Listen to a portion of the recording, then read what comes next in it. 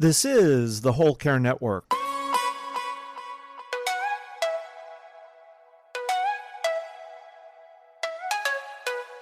Helping you tell your story one podcast at a time. Content presented in the following podcast is for information purposes only. Views and opinions expressed in this podcast are solely those of the host and guest and may not represent the views and opinions of the Whole Care Network.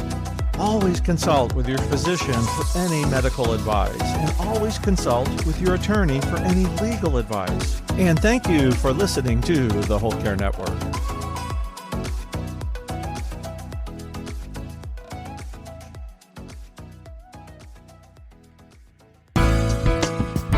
But I think we have to get on the same page first about what does help mean in this person's situation? What are they trying to accomplish? For some people, for example, putting them on a ventilator just to give them another day or two of life, we might consider futile because they're going to die anyway.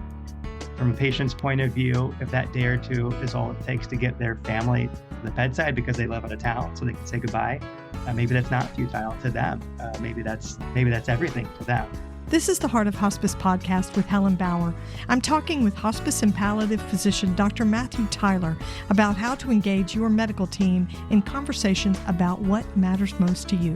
Whether you're a family caregiver or an end-of-life professional, the Heart of Hospice podcast is here to enhance your hospice experience by connecting you with information you can use about end-of-life care.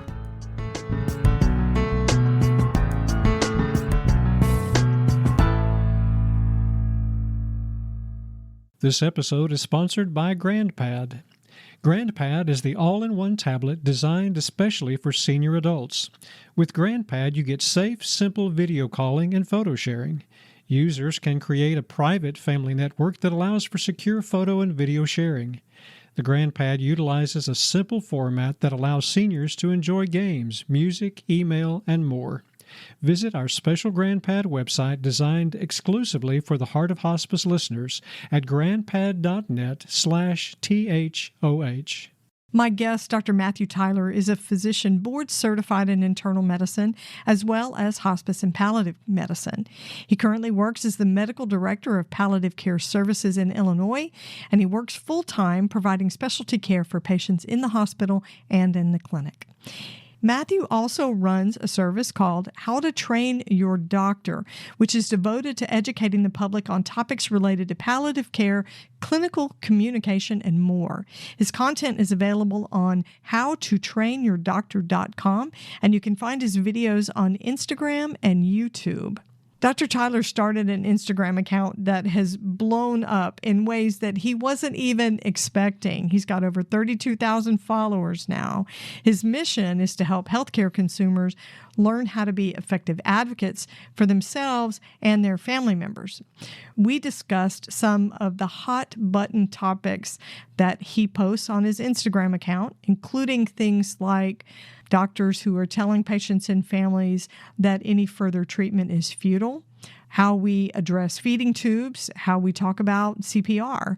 And Dr. Tyler also explains what he calls false choices and how that impacts the care of patients. There's some great content here.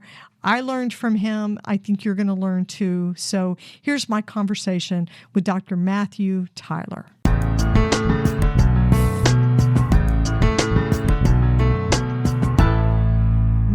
Welcome to the Heart of Hospice podcast. It's great to have you here. Hey, thank you so much for having me. This is going to be a wonderful conversation. I have been looking forward to this all day. Your content is fantastic, and we're going to talk about how I found you because that's going to be a focus of what we're talking about today. But I want to start out with an icebreaker question that I didn't share with you. Okay. And this is from the End of Life deck. If you're familiar with the death deck. I have an end-of-life. Yes. I love this one. It's great for end-of-life teams to use to start meaningful conversations with people facing serious and life-limiting illness. So I picked one out for you, and we'll just see what you come up with.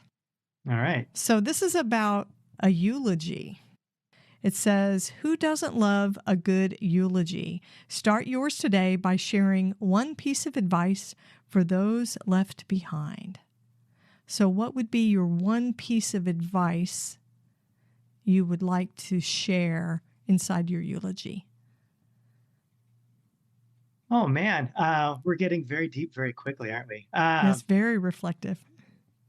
I think for the folks that are hopefully attending my party when I die, I would like to share with all those folks there that they are good enough as they are.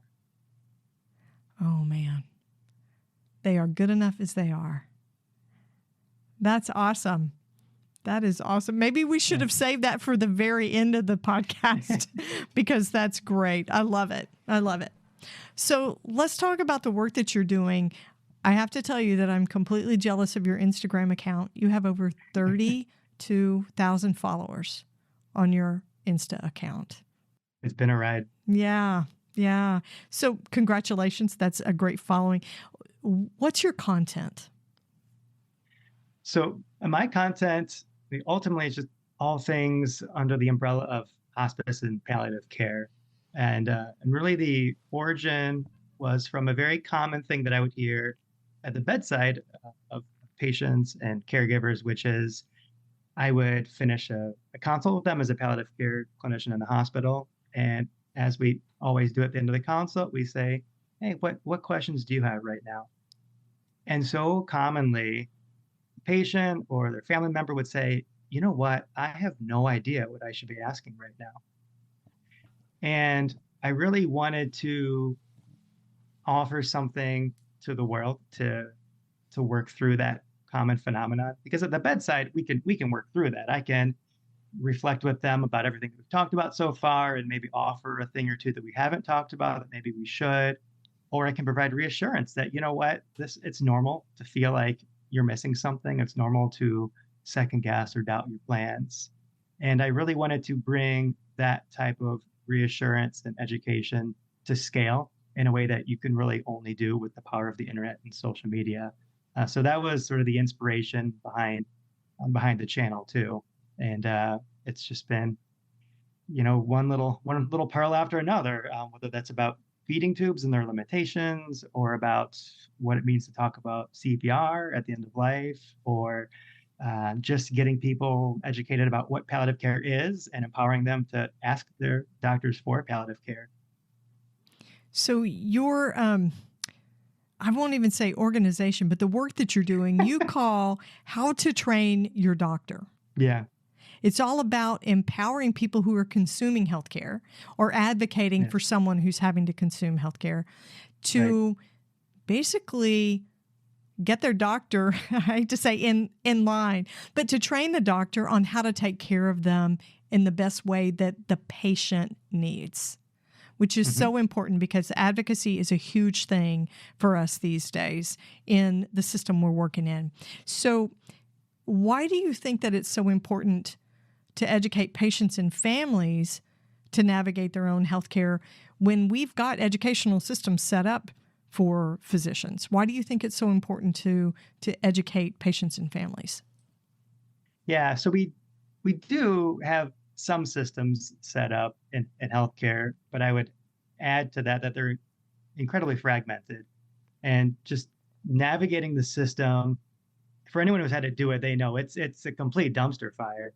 Trying to actually get what you need when you need it is a heavy lift. And the sort of education that doctors get about navigating the healthcare system is just it's incomplete, and that's not through the fault of the doctors or anyone else. It's just we don't get trained in navigating just insurance systems or all the therapy services, and we certainly don't get adequate training in having really difficult, complicated conversations about healthcare choices, especially when there are multiple reasonable pathways that you could go down that are heavily dependent on an individual's preferences and values and priorities, sort of what we call their goals of care in medical jargon.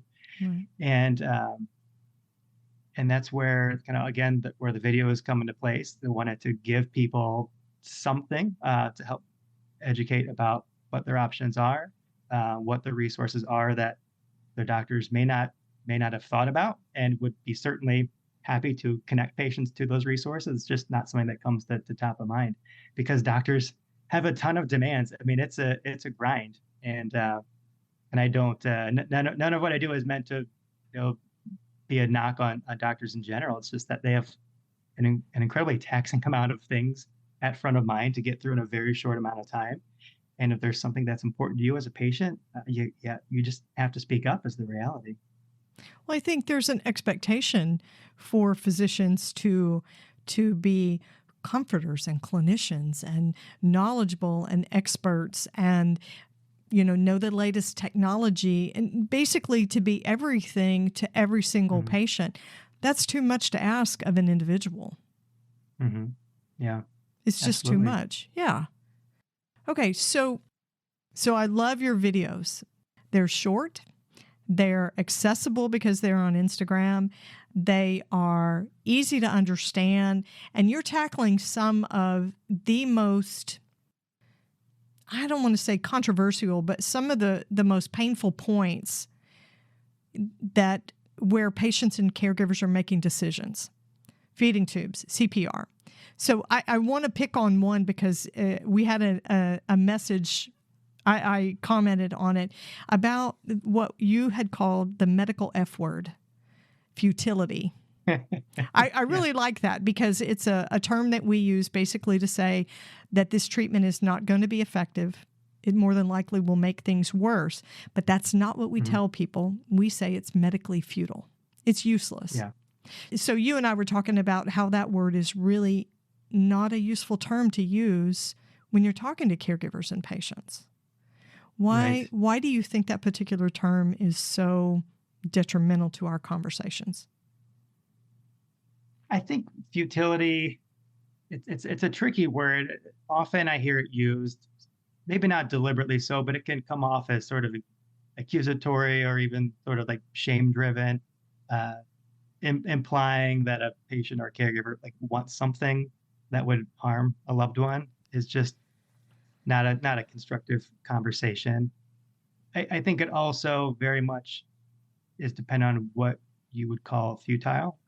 When we talk about futility, it's like you said, this is not going to help.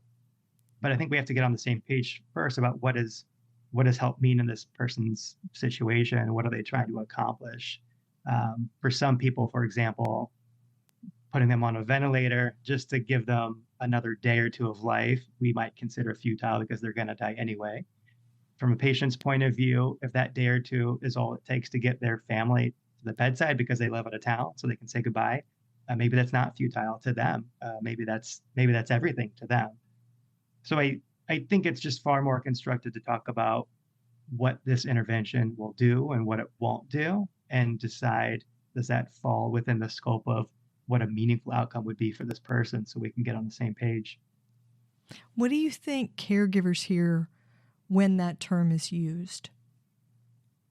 I think they just feel shut down.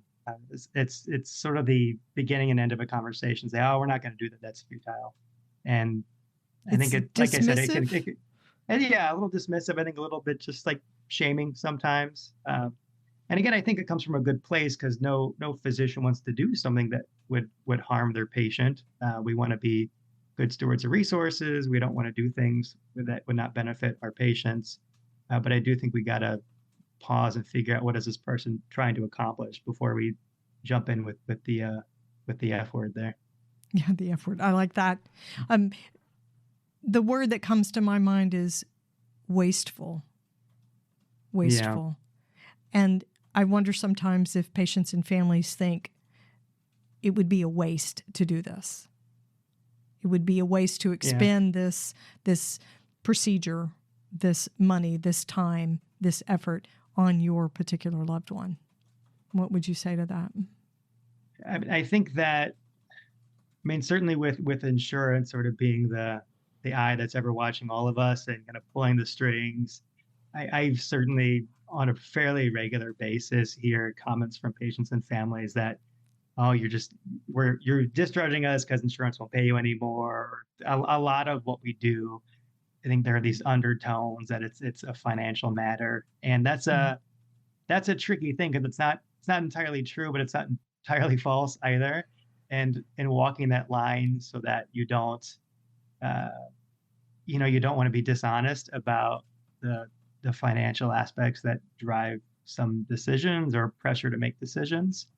But also there's medical decision making in there too, and I think we got to be clear about what's medically indicated, what's it going to accomplish, and hope that the rapport that you've built along the way, that they're going to trust you when you make a recommendation about something that will help or not for this particular individual. That's true. We have to acknowledge that the financial piece does influence what we do, right? Yeah. Hopefully it Yeah. doesn't influence everything that we do, but it's definitely there. Yeah. You are educating so that patients and families get care that's a good fit. The communication's there, the trust is built, and they have a good understanding, and they get what they need from their physicians. Tell me about a time when you saw a family get care that was not a good fit. Yeah, so I'll tell a story that I hope highlights the nuances of how palliative care can be helpful, and that sort of breaks the stereotypes that often get projected on palliative care. Because this was a situation where a patient was getting care that was presumed to be a bad fit by the medical team, when in fact actually wasn't. This was a woman who was coming in and out of the hospital with exacerbations of heart failure. So she had swelling in the legs, difficulty breathing, get admitted to get IV diuretics to get that fluid off, the whole deal with heart failure exacerbations. And this was happening multiple times over the months leading up to this hospitalization prior to when we met her. And our palliative care team got this consult to talk to this woman about, we call her goals of care, which is essentially what doctors say when they think a person's plan of care isn't as good as it could be. And they want us to talk about maybe changing that plan of care to one that's more conservative or comfort focused. So that's what we did. We met this woman and got a sense of who she was as a person and what was important to her. And part of that is figuring out who are the important people in her life, where she's living and all that. And come to find out that she lived at home with her daughter. And she did, in fact, know that she was super sick. And she did, in fact, know that she was very near the end of her life. And she was actually banking on that because she very much did not want to die at home. This whole notion that we were going to get her to agree to home with hospice was just completely wrong from the start. That she was coming into the hospital for every exacerbation because she, at the end of the day, hoped she would die in the hospital of one of these hospitalizations, because she was terrified of her house to her daughter being the place that mom died. And she didn't want to taint the safety of their home by being the place where she died. And so it turned out, after talking to her, that she actually was getting care that was the best fit for her, just that the healthcare team was presuming that it wasn't, because that's the common narrative, right? Is that we're supposed to want to go home and have home hospice and die at home. And while that's true for many, many people, there are a sizable minority of people for whom that just doesn't make sense for personal or medical complexity reasons. Absolutely. It's that concept of a good death.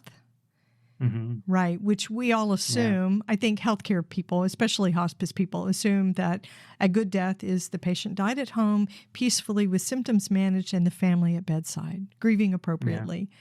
Yeah. Right. But a good death is what the patient decides it is. Right. Yeah. Exactly. Yeah.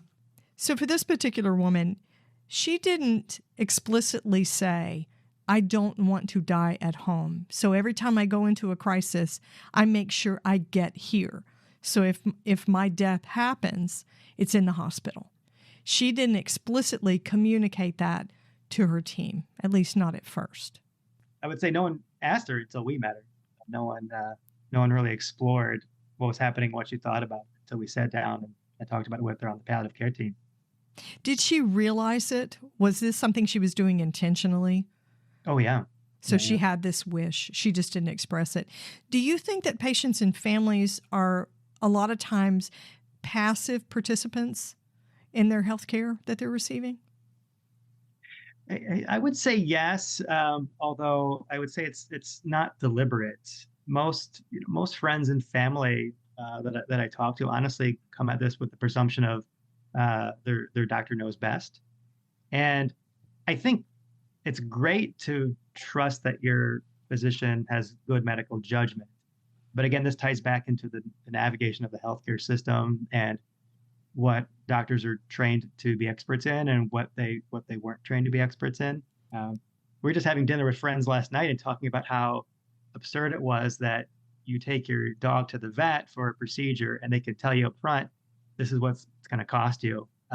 And meanwhile, if you go to your doctor for a procedure and say, what's it going to cost me? They have no idea. Right. Because with insurance and everything else in the back end, like we just don't know this. And that's not a failure of medical training per se, but it's certainly not part of medical training. It's not medicine per se, but it certainly impacts the delivery of medicine and the ramifications on the patients that we take care of. So I think to your point about are we passive participants or not, it's not as a layperson just not realizing how fragmented the healthcare system is until you're really in it, until things get complicated. That's when you realize that you do have to be a strong advocate and speak up for what you feel like is missing, rather than presume that things are going to get brought up when they're relevant, because the reality is a lot of times they don't.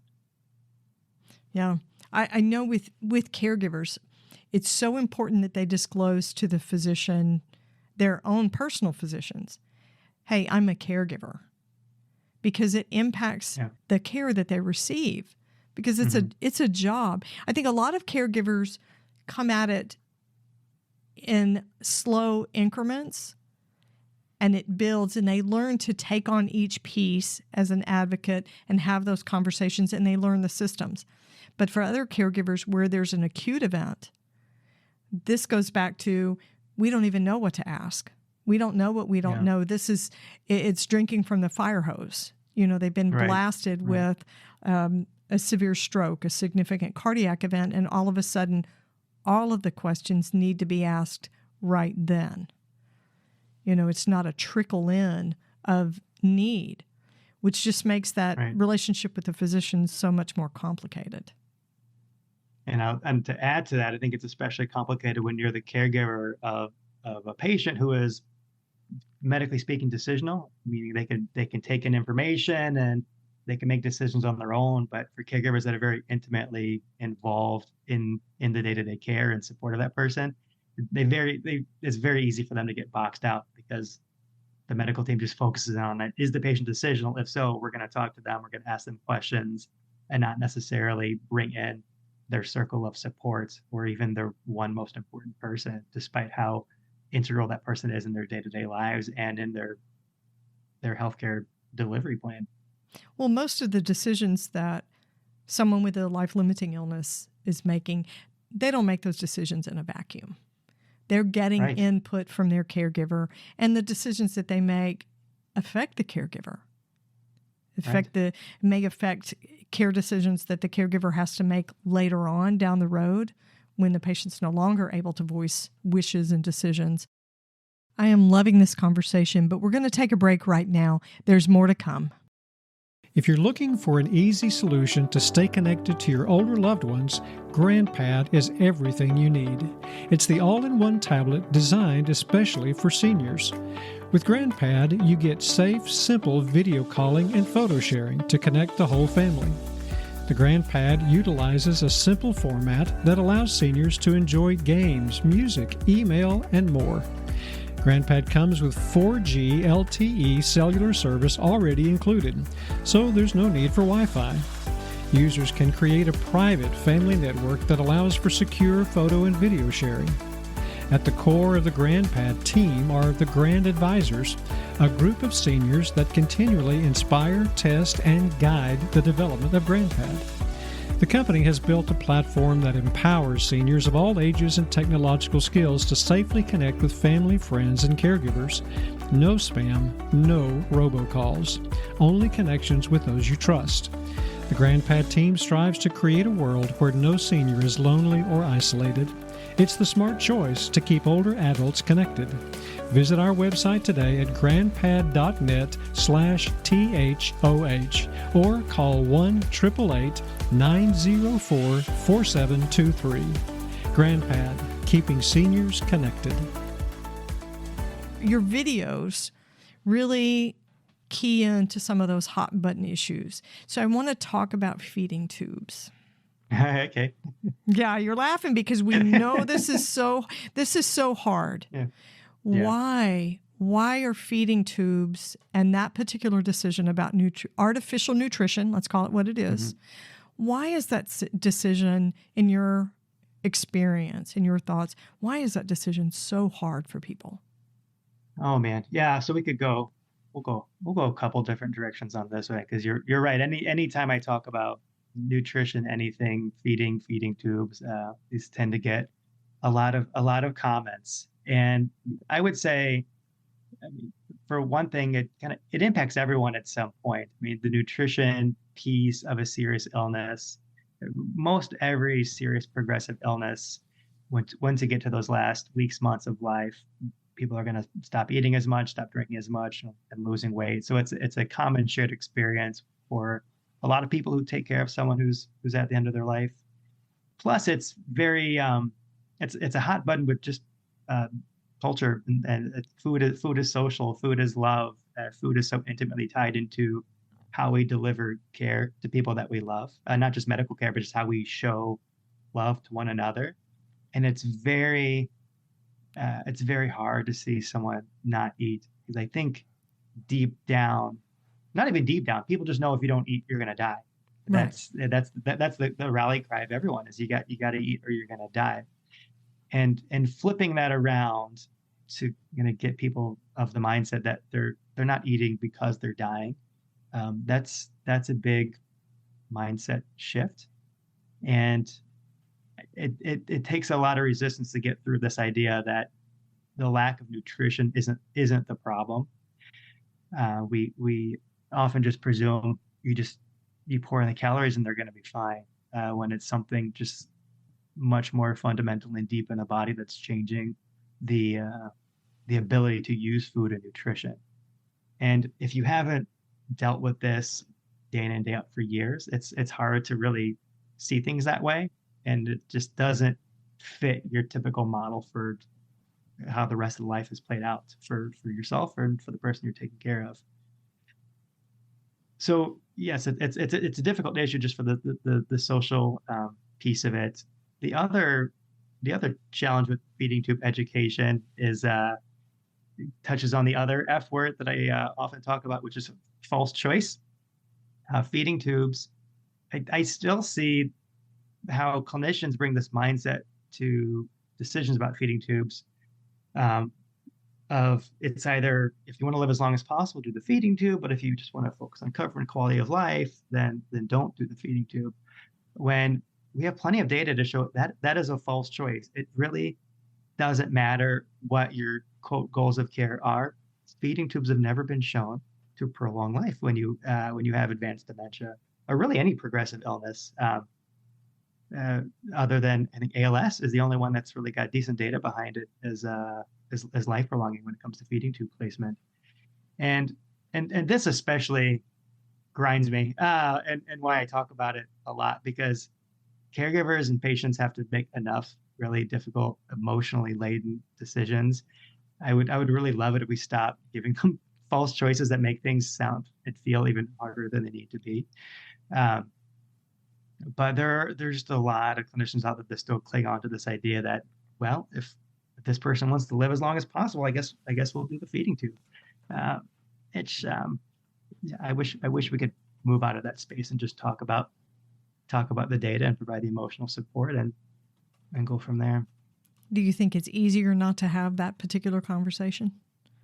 Are we avoiding a little bit? Yeah. I think we are.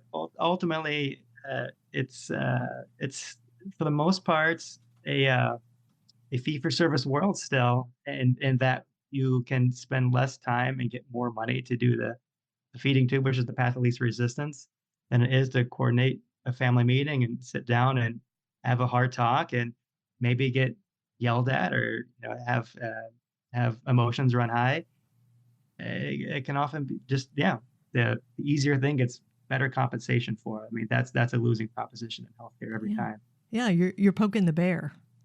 Yeah. The minute you say we need to have a family conference about this, and we'd like to bring in the social worker, and we'd like to have the chaplain, and the doctor's going to be there with you, you just need to be ready for it, because it's a really emotionally volatile situation.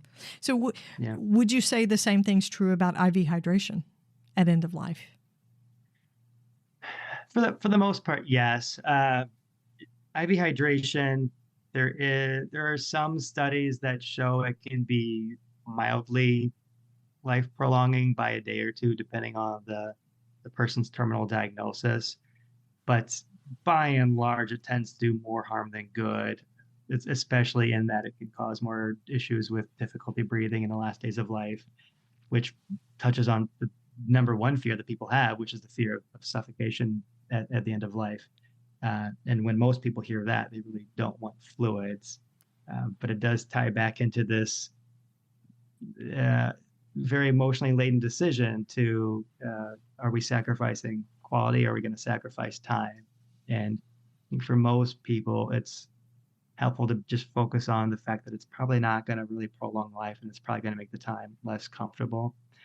But I think IV nutrition, or IV hydration rather, that does warrant a bit more of a nuanced conversation for the individual, because there are some instances where it might make sense as a trial. And this is where I would love to see our healthcare delivery model for end-of-life care be a little bit more nimble than our current hospice model, because I think we do tend to we come at a lot of things as a very, very binary, like IV hydration is universally bad, or IV nutrition is universally bad.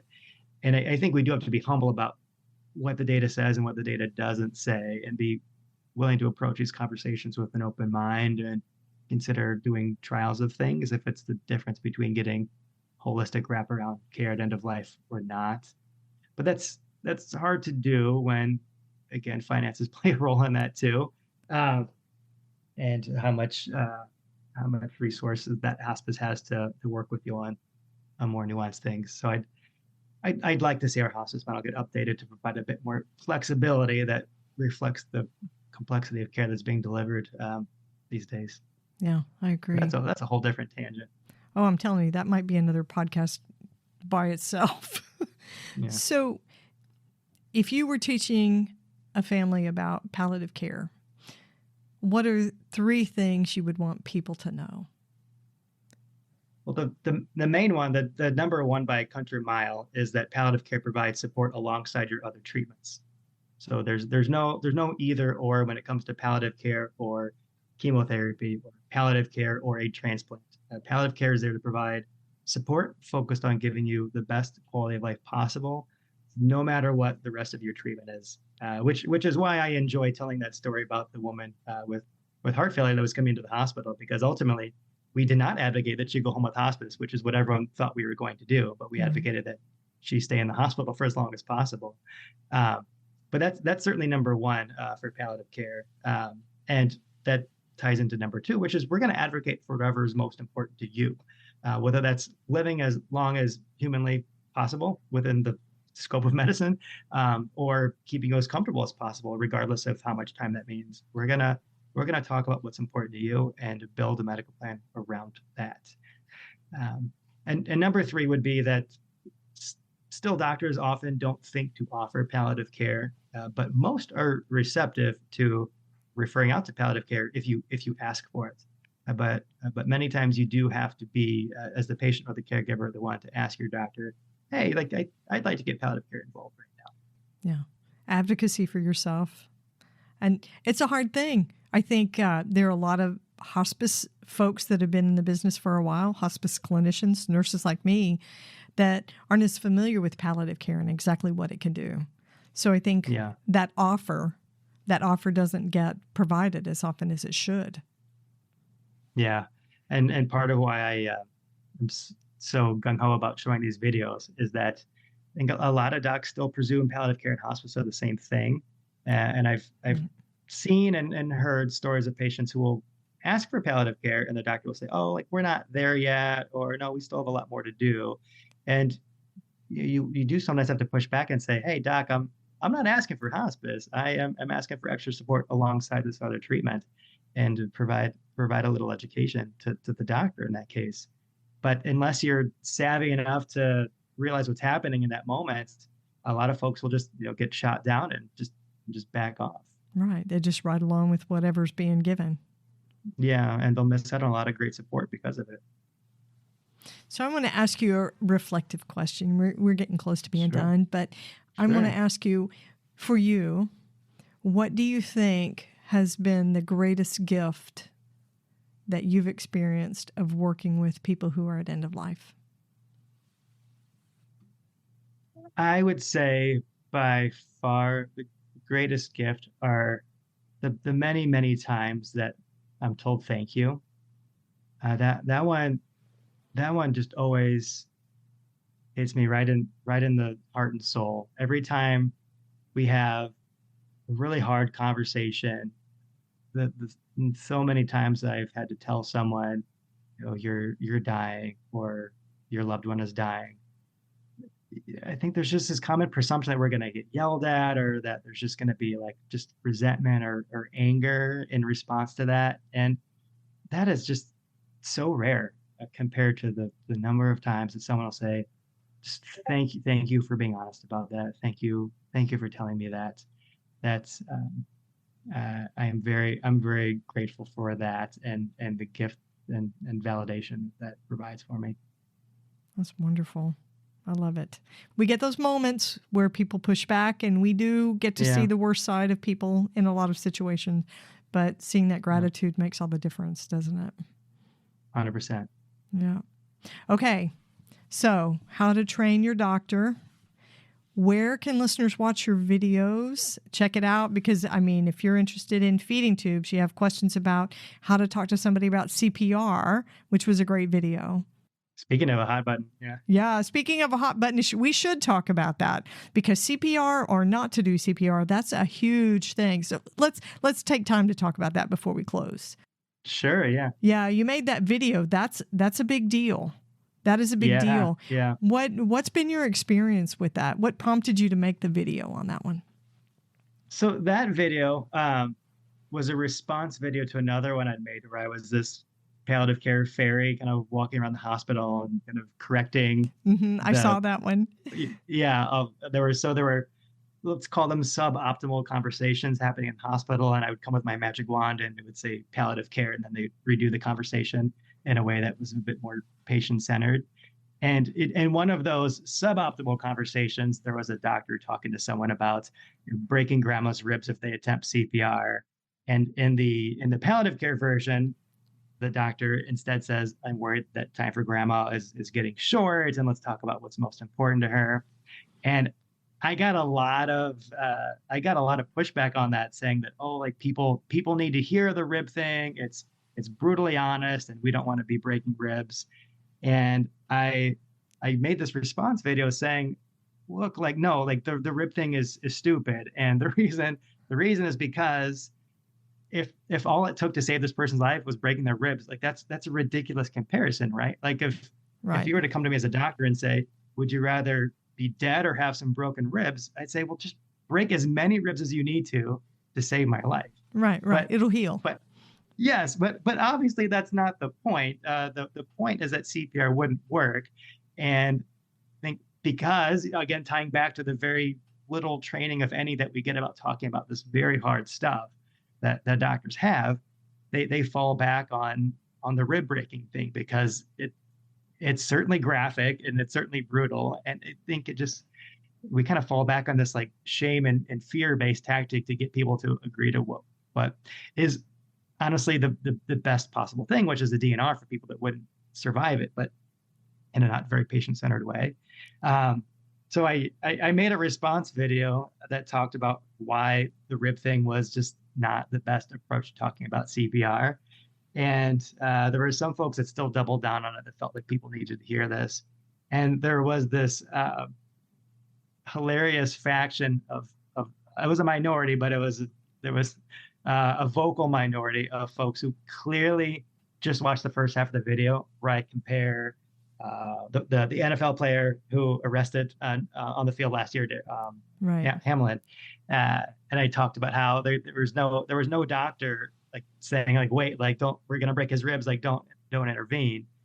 And there were folks who like just clearly watched to that point of the video and said, you can't compare a football player to a 98-year-old grandma, like a completely different situation. And I was like, no, yeah, like I know that's literally the point of the video, is to say these are two different situations, and one CPR is indicated and one CPR is not indicated. And that's really what the conversation should boil down to. And if grandma dies, it's because she's at the end of her life because of illness. CPR is not indicated. If an NFL player rests on the field, he's otherwise healthy. Like, we should absolutely intervene with CPR. Right. But that point somehow was lost on a lot of people, which was just a bizarre time for me. Social media is what it is. But broken ribs Yeah. are the least of grandma's problems, is what it comes down to. Right. Let's talk about what's going on with grandma big picture, and Right. what's important to her, and where all this fits in. Because honestly, the code status and CPR is, I almost say, an afterthought in most of my conversations. When we talk about person's illness and big picture prognosis and goals, it's very clear what the proper code status is for this person. And it's, once we've decided that we want to focus on comfort, allowing nature to run its natural course, it's very natural then to say, well, look, most people in your situation also want us to just focus on comfort at the end of life without intervening with life support and chest compression. So that would reflect it as a DNR code status. Does that sound okay? And most people are like, oh yeah, like totally, that totally makes sense. But that it's a much easier conversation if you focused on the big picture and the goals in the context of the big picture, rather than just narrowly focusing on CPR in a vacuum as if it's just going to happen out of the blue, because obviously it won't happen out of the blue. When you're having a goals of care conversation, something clearly is already wrong with the person. Well, and CPR doesn't fix any end-stage disease. Correct. Right. Correct. And we forget about that. Yeah. I mean, Yeah, it's those are the big, you want to push buttons with people, those are the big decision-making, life-altering, life-ending decisions that people have to deal with, and you just have to know how to talk about them well. So that's what your videos do. So how can listeners find the videos, check them out, see the comments and the feedback that people are offering? Because there's really a lot of good conversation going along with your videos. Yeah. Thank you. So most of my videos, especially the shorter ones, are on Instagram at How to Train Your Doctor. I do take some deeper dives into some topics on YouTube as well at the same handle, How to Train Your Doctor. And you can always just jump on my website, howtotrainyourdoctor.com. That's got links to everything there. And if you do check out my website, there is a free, what I call Goals of Care Jump Starter, which is just a one-page PDF that gives you a couple conversational prompts to help you initiate a goals of care conversation with your doctor, which essentially boils down to, let's talk about what's going on. When would we reassess what my priorities with my healthcare are? And, this is the person that I want involved in my decisions, like a spouse or a brother or a child, whatever. Kind of gives you the highlights that would get you really head and shoulders above most folks as far as talking to your doctor about what's most important. Yeah, it's a great download. I already downloaded it and had a look at it. Thanks. Super easy to use. So thank you so much for training us on how to train our doctors. It's a huge asset to be able to communicate, and just keep doing the good work. Thank you so much, and thank you for having me on. Be sure to catch the next episode of the Heart of Hospice podcast. You can find more episodes on theheartofhospice.com, and don't forget to follow us on your favorite podcast platform. You can connect with the Heart of Hospice on Facebook and Instagram, and send your questions or comments by email to helen@theheartofhospice.com. And remember, no matter who you are or where you are in your hospice journey, you are the Heart of Hospice.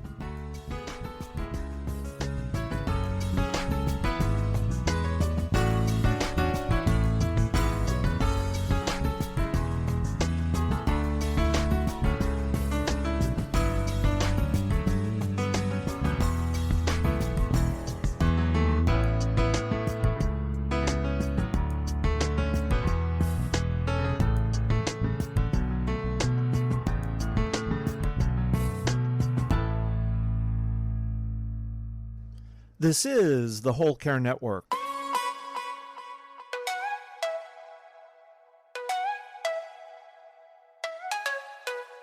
Helping you tell your story one podcast at a time.